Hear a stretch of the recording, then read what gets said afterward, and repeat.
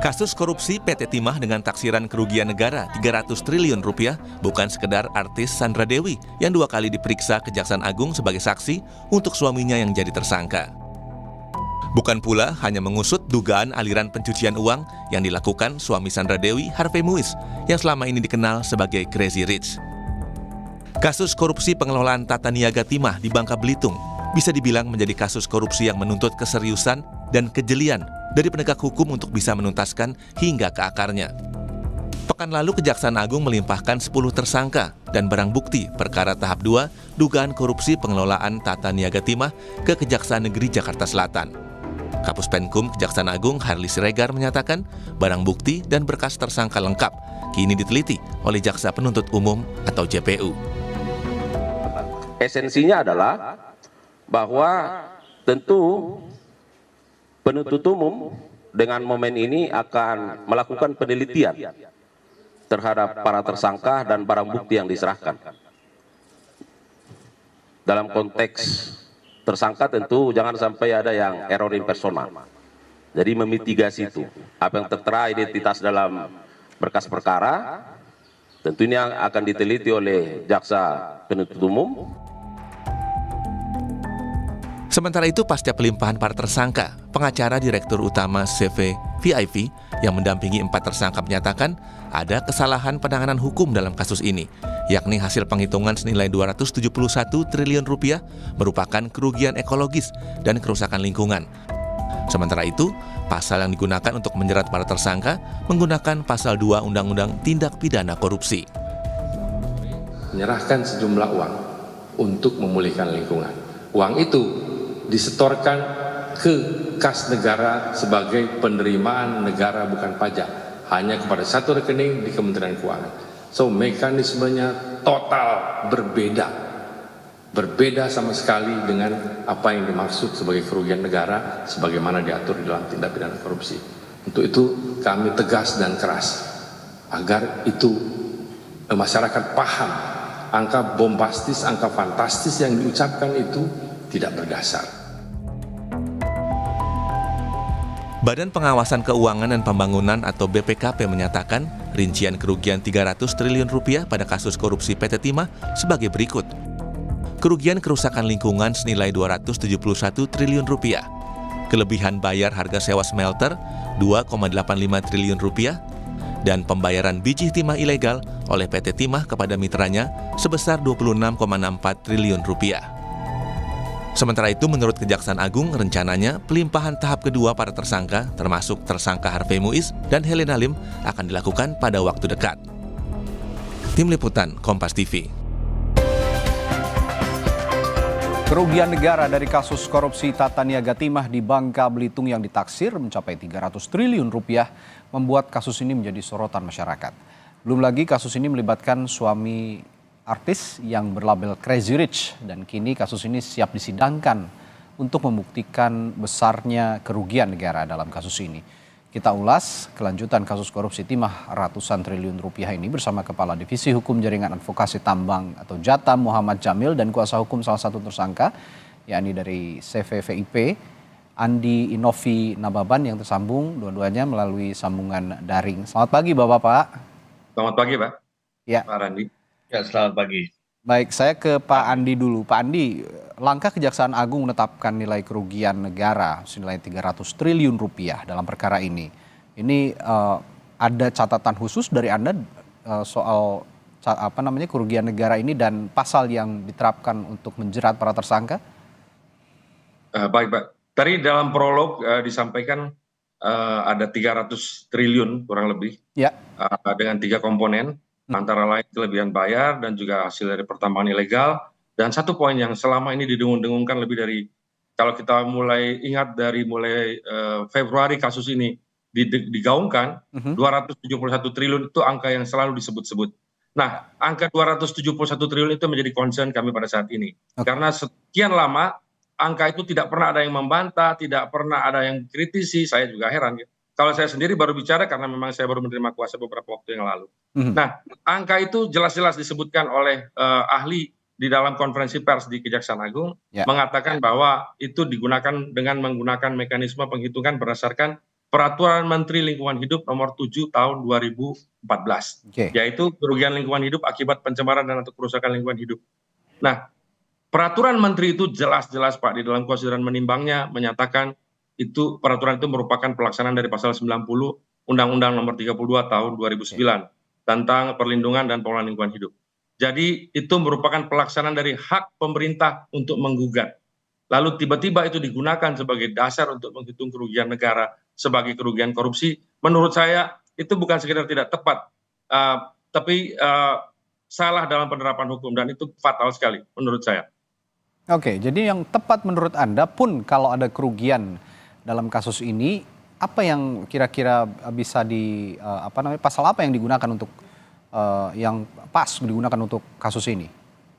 Tentunya saya sebagai penasihat hukum melihat kelemahan Pak ya, kalau dalam penerapan terkait dengan lingkungan hidup, kalau menurut saya jika yang dipersoalkan adalah persoalan lingkungan atau pidana lingkungan hidup, terlebih dahulu itu diperiksa, disidik, dan sampai dengan diputuskan, sampai berkekuatan hukum tetap, baru kita bisa menilai adanya satu tindak pidana yang mengakibatkan terjadinya pencemaran atau perusakan lingkungan hidup. Nah, tapi kalau kemudian bunyi atau ketentuan di dalam keperdataan lingkungan dipakai untuk menilai satu pidana korupsi, menurut saya itu tidak tepat. Kalau ditanya saya yang tepat bagaimana, saya serahkan pada jaksa, nanti saya menilai lagi. Jadi Anda menganggap ini kasus perdata bukan pidana begitu kira-kira ya? Kalau yang dipersoalkan adalah tentang kerugian lingkungan ya. Oke, saya akan tanya ke Jatam, Bung Jamil. Bung Jamil, Anda sepakat dengan apa yang diutarakan oleh Pak Andi bahwa ini bukan tindak pidana, terlebih ini tindak pidana korupsi, tapi tindak perdata yang sebenarnya ujung pangkal masalahnya adalah masalah ekologi. Saya kira tidak sepenuhnya demikian ya. Kenapa? Karena memang sebenarnya menjadi konsen Pak Andi itu angka 271 triliun.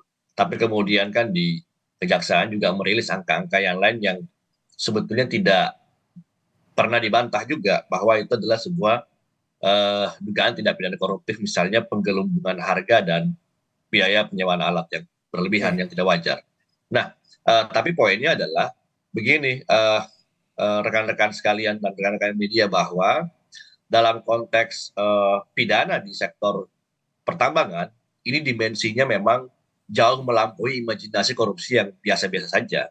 Kenapa? Karena operasi pertambangan tidak beroperasi di ruang hampa, tapi dia beroperasi di mainland atau di laut ya, kalau timah itu laut dan darat begitu, yang juga punya implikasi terhadap kehidupan sosial dan ekologi. Dan saya kira itu apa yang dilakukan oleh jaksa adalah sebuah terobosan hukum kalau menurut kami, karena kalau kemudian hanya dikejar hal-hal berapa uang dari dompet negara, sementara ini belum masuk dompet negara, tentu ada miss di situ kan. Tapi kemudian pertanyaan, siapa nanti yang akan membayar kerugian kerusakan ekologi itu?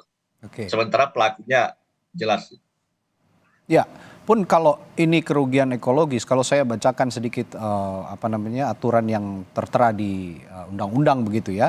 Ini terutama ada di pasal 161B ayat 1 Undang-Undang nomor 3 tahun 2020 tentang perubahan Undang-Undang nomor 4 tahun 2009 tentang pertambangan mineral dan batu bara.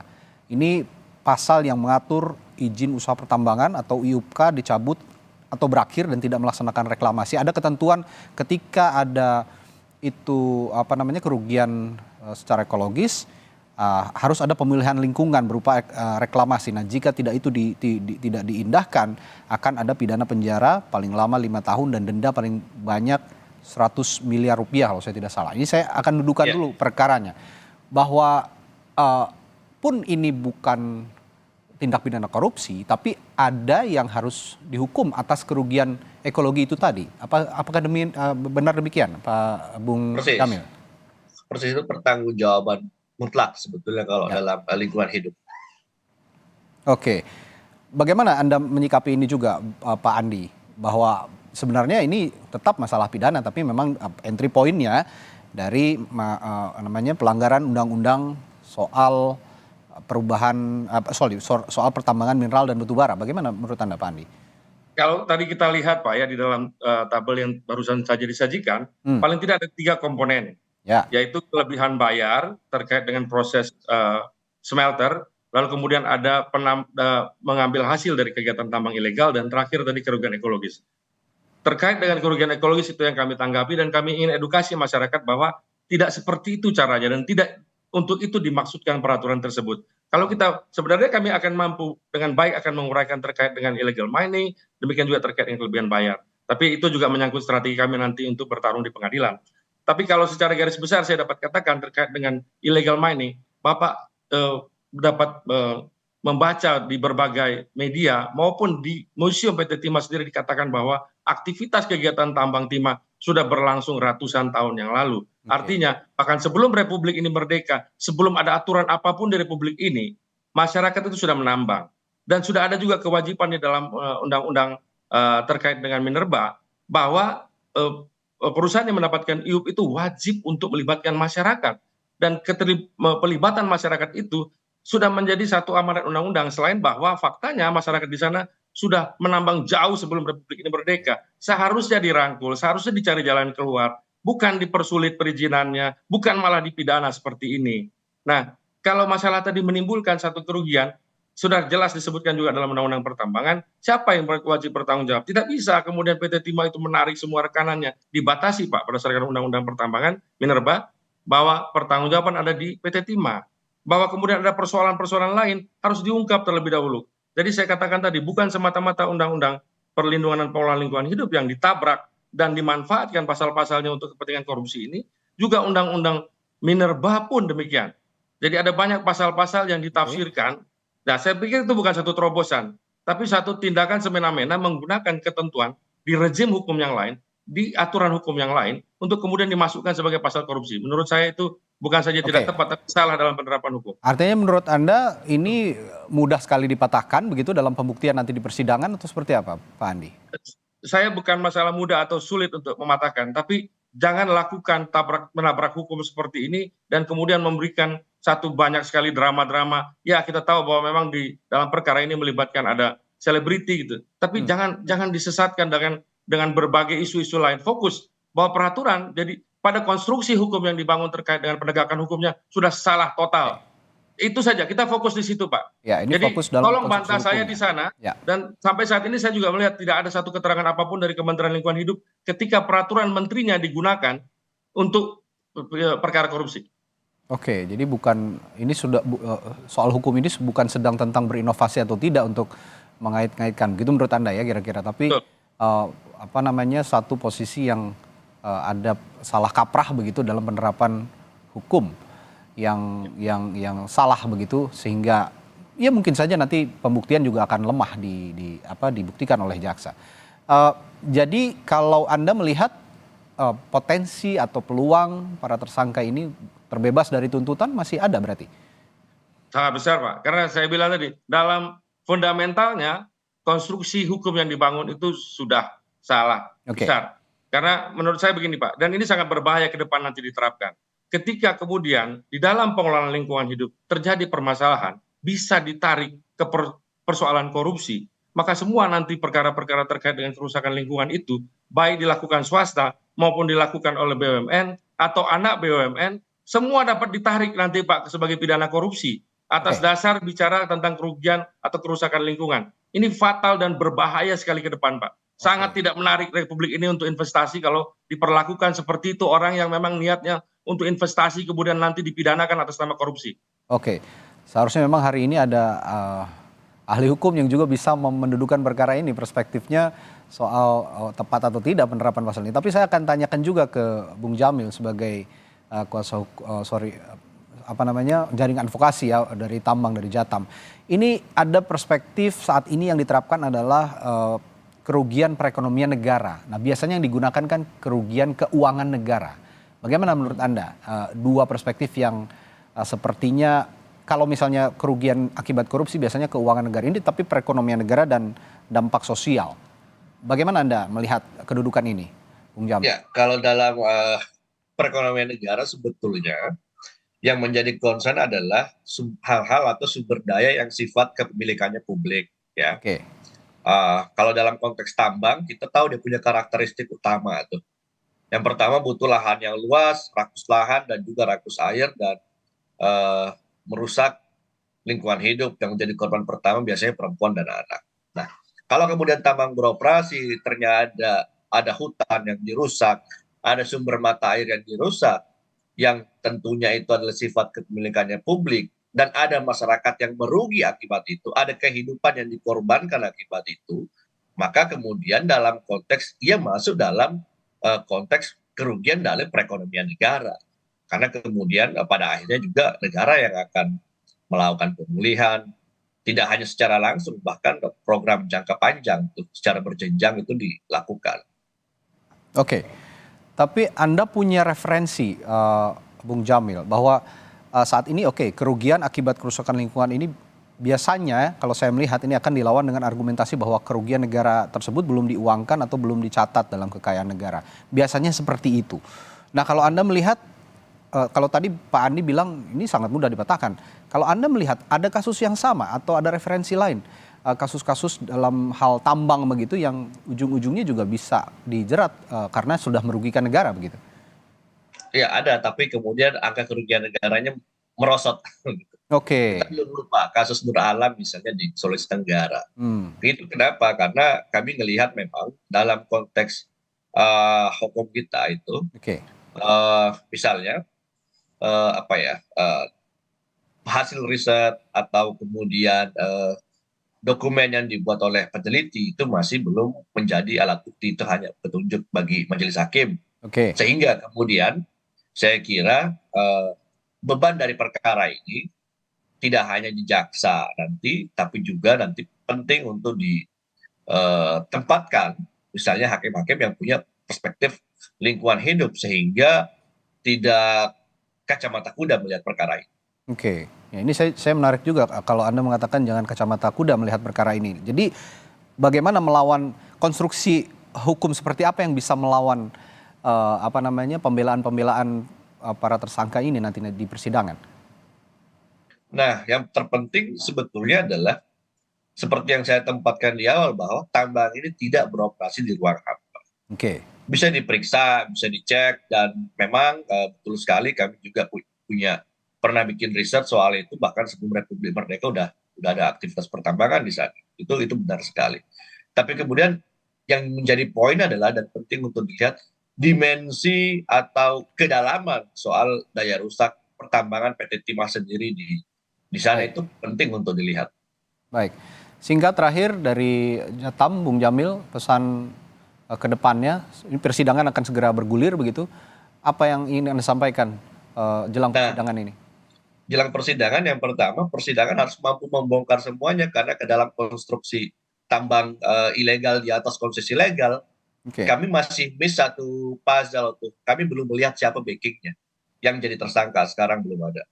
Lalu yang terakhir saya kira ini penting untuk diingat dalam hukum kita, kalau pihak otoritas kemudian membiarkan suatu terjadinya kesalahan atau kejahatan, maka otoritas atau yang punya otoritas tersebut dianggap melakukan kesalahan yang sama dan wajib memberi pertanggungjawaban. Oke, terakhir juga dari Pak Andi, silakan ada yang mau disampaikan jelang persidangan?